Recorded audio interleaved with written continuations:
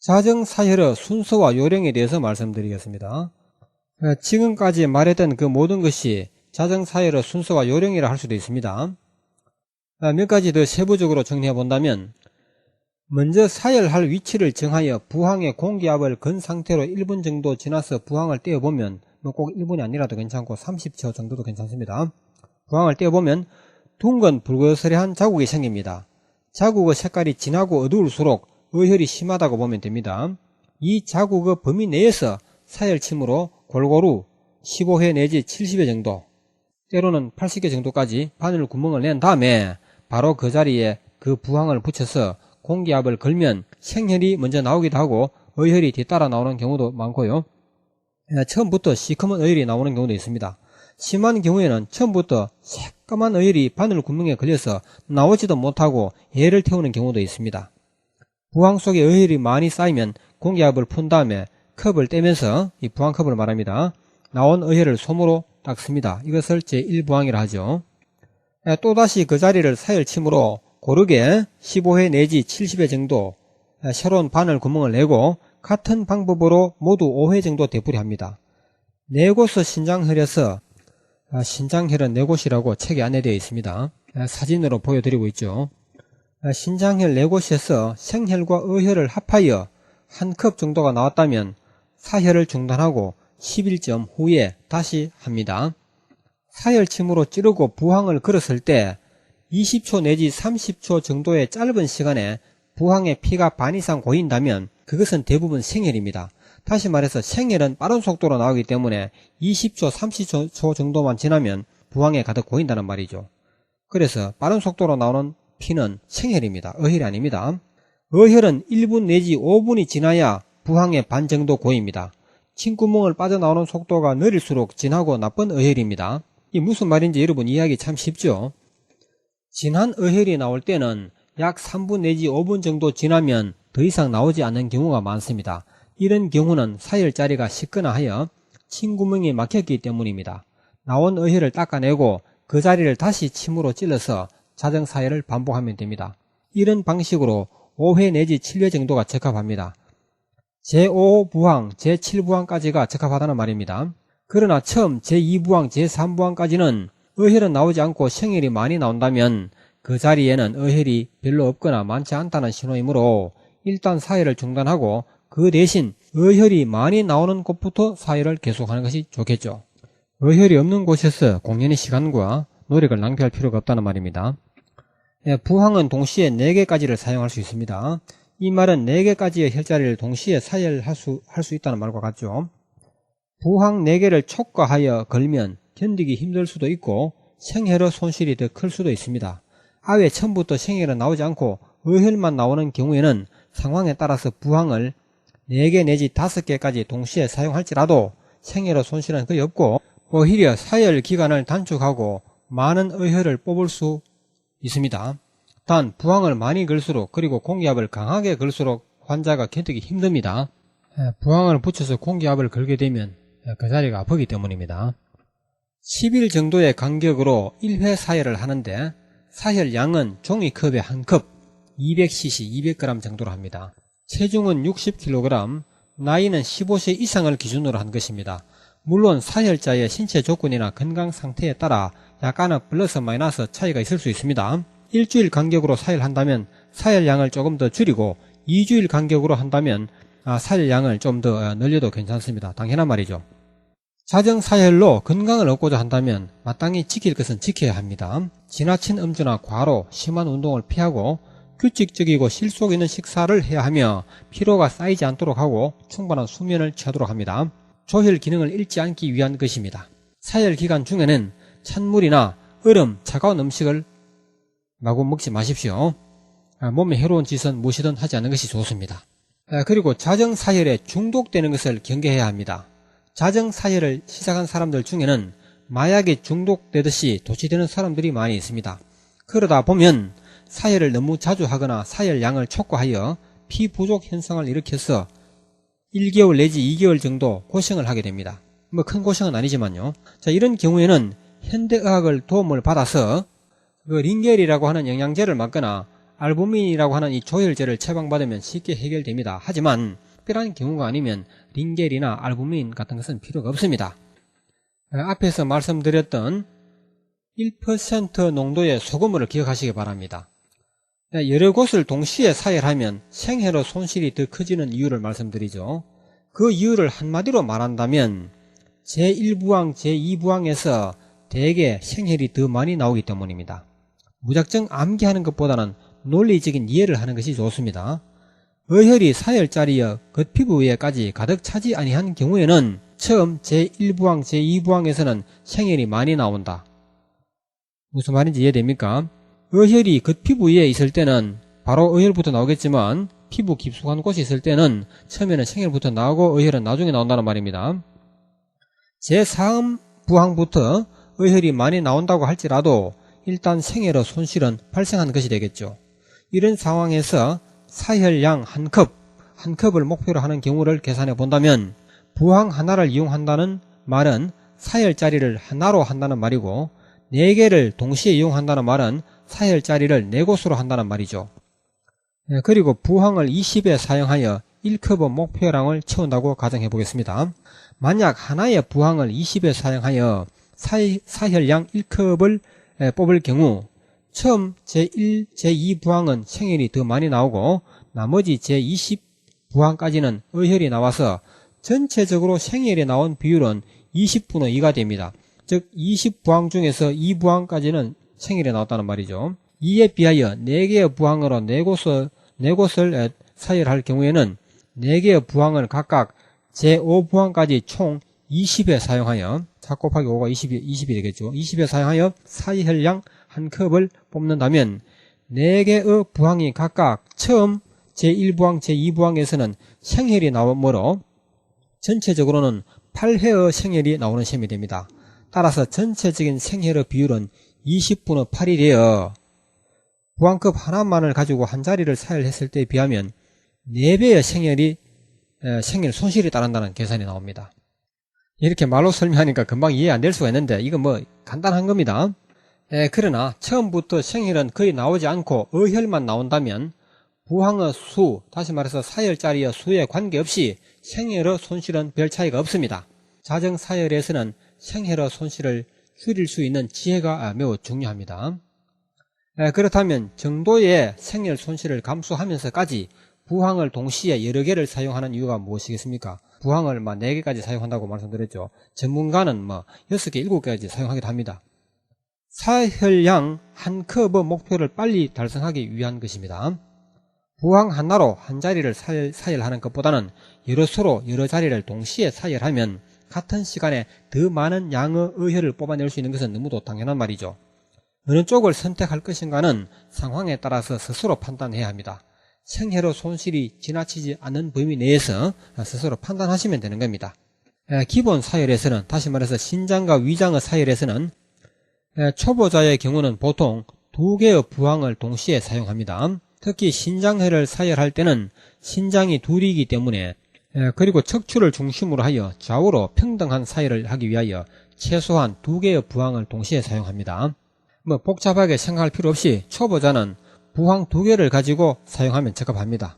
피의 부족 현상이 일어나는 것 그 자체는 심한 정도가 아니라면 아무런 문제가 아닙니다. 그러나 이로 인하여 환자가 엉뚱한 방향으로 오해하여 겁을 먹고 자정요법의 사혈을 불신하여 중단하는 것이 가장 안타까운 일입니다.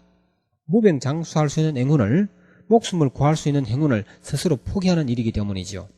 성급한 마음을 버려야 합니다. 그리고 이치를 알아야 합니다. 우리 속담에 아무리 바빠도 바늘 허리에 실을 메어서는 못 쓴다고 하였습니다. 하지만 환자에게는 이 같은 속담도 공허한 소리로 들리는 것 같습니다. 어떻게든 빨리 낫고 보자는 성급한 마음들이죠. 그래서 칼로 배를 가르는 수술도 싫다 하지 않는 거 아니겠습니까? 성급한 마음을 버리라는 것입니다.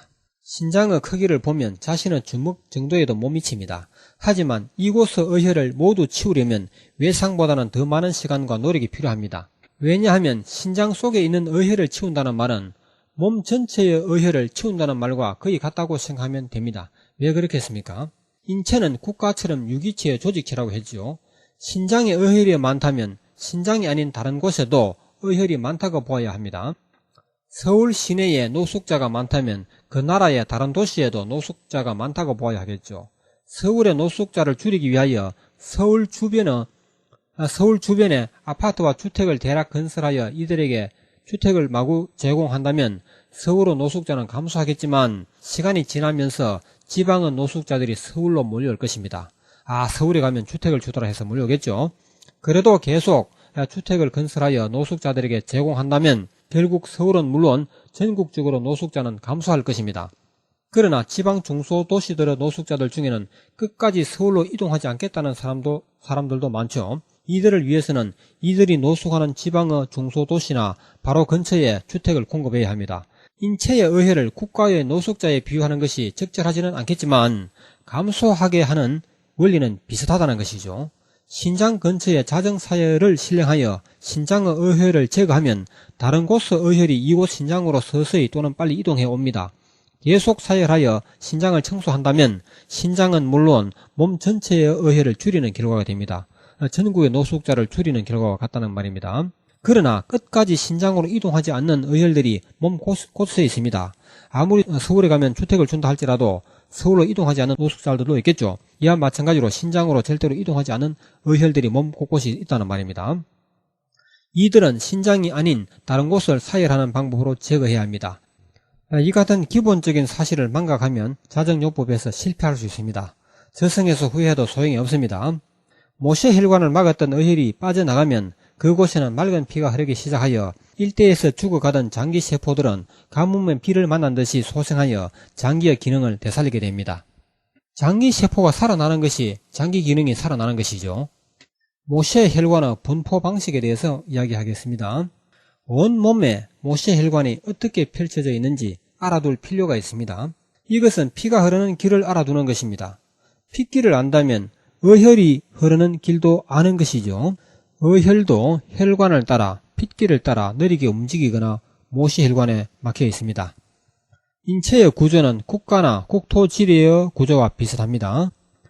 굵은 혈관은 큰 도로와 같고 모세 혈관은 좁은 골목길이나 건물 속의 통로와 같습니다. 신경선은 전화선이나 전기선과 같습니다. 두뇌는 행정수도에 비유되고 주요 장기는 주요 대도시에 비유될 수 있습니다. 혈관의 분포는 도로와 골목길의 분포와 같습니다. 대한민국의 지도를 펼쳐보십시오. 그 속에는 많은 도시들과 농촌, 어촌, 산간 지역이 있고 넓은 도로와 좁은 도로와 골목길들 그리고 들길과 산길들로 서로 연결되어 있습니다.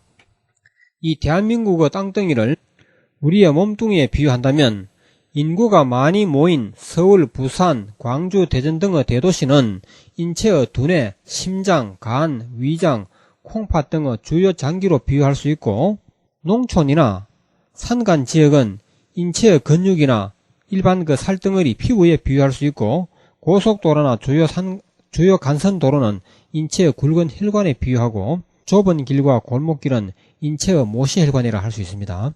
도로와 골목길을 통행하는 버스, 화물차,乘용차, 자전거, 오토바이, 착한 사람, 악한 사람들은 우리 몸의 핏줄을 따라 흐르는 백혈구, 적혈구, 혈소판, 미생물, 세균 찌꺼기 등으로 비유할 수 있습니다. 들판이나 산지보다는 도시의 도로와 골목길이 더 많고 통행하는 교통량도 더 많습니다. 마찬가지로 인체에서도 주요 장기에 더 많은 혈관이 집중되어 있고 피도 많이 흐르고 있습니다. 특히 신장은 혈관 뭉치, 실핏줄 뭉치라고 부를 정도입니다.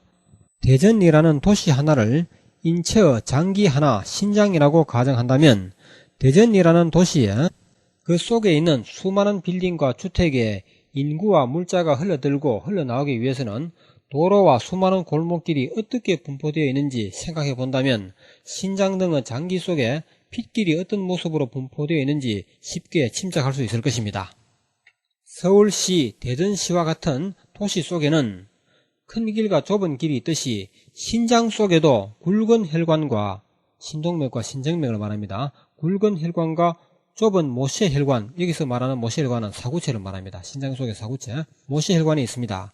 대전시의 자동차나 사람들이 대전을 둘러싼 농촌이나 산골로 이동할 수 있듯이 신장 속의 혈액과 의혈도 신장을 둘러싼 등살이나 옆구리 살로 이동할 수 있습니다. 이 말이 중요한 것입니다. 대전을 둘러싼 농촌이나 산간 지역으로 대전에 사는 사람들이 이동할 수 있듯이 신장 속에 살고 있는 혈액이나 의혈이 신장을 둘러싸고 있는 그 등살이나 옆구리살로 이동할 수 있다 이 말입니다. 이 같은 이치를 이해해야 되는 것입니다. 자, 그래서 이런 문제를 한번 던져보겠습니다. 신장 속의 의혈을 어떻게 등살 밖으로 뽑아낼까? 두뇌 속의 의혈을 어떻게 두피 밖으로 뽑아낼까? 또한 몸속 깊은 곳에 있는 의혈을 어떤 방법으로 밖으로 뽑아낼까? 자, 이 같은 질문에 대한 대답은 가까운 곳이 있습니다. 진리는 가까운 곳에 있다고 하니까요. 현대의학의 모든 첨단 장비를 동원해도 이 일은 불가능합니다. 자, 이 같은 문제를 서서히 풀어보겠습니다. 신장은 혈액을 정화하고 노폐물을 걸러내는 곳이다. 신장에서 걸러진 각종 노폐물, 요독을 말합니다. 요독이란 요산, 요소, 질소, 크레아티닌 같은 것을 포함해서 하는 말입니다. 노폐물은 오줌을 통하여 밖으로 버려진다. 신장이 나빠지면 간도 덩달아 나빠진다. 우리 몸에서 4가지의 장기, 즉 신장이나 심장, 간, 위장을 말합니다. 4가지의 장기만 자정요법으로 잘 관리하면 병들 이유도 없고 죽을 이유도 없다. 무병장수의 확실한 길이다. 계속 들어보십시오. 좁은 하수도는 찌꺼기로 막히지만 큰 강물은 막히지 않는다. 좁은 모세혈관은 의혈로 막히지만 굵은 혈관은 막히지 않는다. 하수도나 실개천이 오염되면 큰 강도 오염되듯이 모세혈관이 오염되면, 즉 모세혈관이 의혈로 막히면 굵은 혈관도 병을 일으키게 된다. 하수도의 찌꺼기는 하수도에서 빼야 한다. 큰 강물과는 아무런 관련이 없다. 큰 강물을 건드린다고 하수도의 찌꺼기가 사라지는 것이 아니듯이 모세혈관의 의혈은 모세혈관에서 빼야 한다. 굵은 혈관은 아무런 관련이 없다.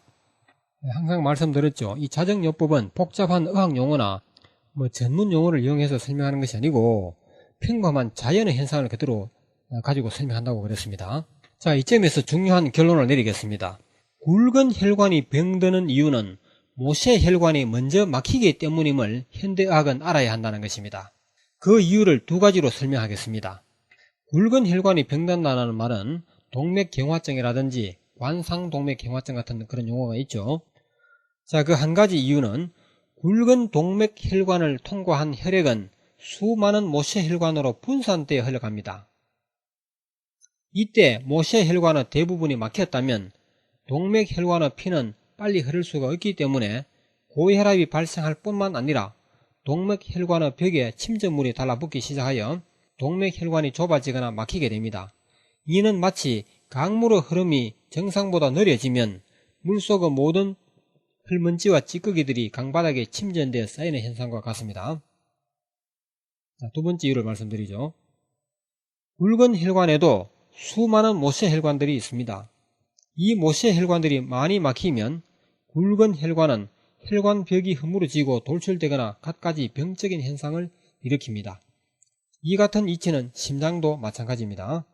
심장의 관상동맥으로 이어지는 모세혈관이 막히면 혹은 관상동맥 그 자체의 모세혈관이 막히면 관상동맥에 갖가지 병이 발생합니다. 이 말을 부정할 의사는 이 세상에 아무도 없을 것입니다. 따라서 고혈압이나 동맥경화, 심장병은 모세혈관에 막힌 의혈만 제거하면 다 해결됩니다.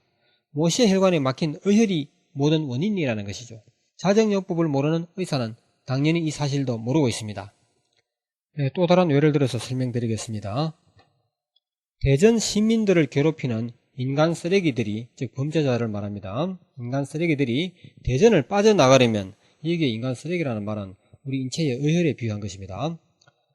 대전을 빠져나가려면 고속도로나 국도를 이용하면 주요 검문소에서 잡힐 염려가 있으니 대전 변두리의 수많은 골목길과 좁은 길을 이용하면 들길이나 산길을 통하여 쉽게 외부로 도망쳐 나갈 수 있습니다. 빠져나올 수 있다는 말이죠.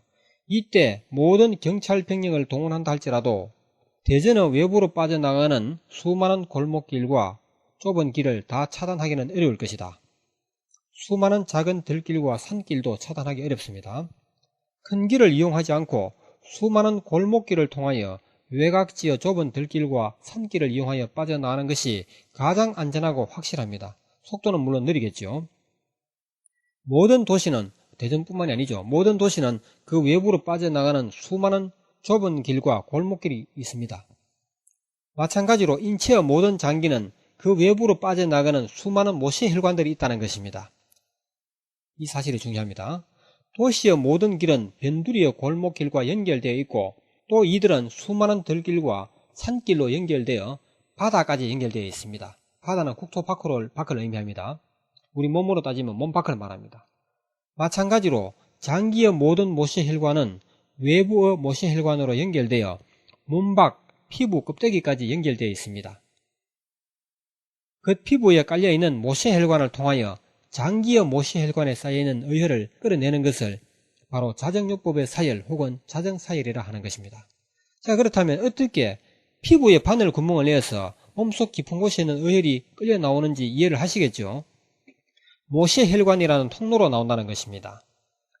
도시의 인간 쓰레기들이 들길을 거치고 다시 산길을 거쳐서 국토 밖으로 빠져나갈 수 있듯이 머리, 두뇌 속에 있는 의혈은 머리뼈를 거쳐서 머리 피부를 거쳐서 밖으로 제거될 수 있습니다.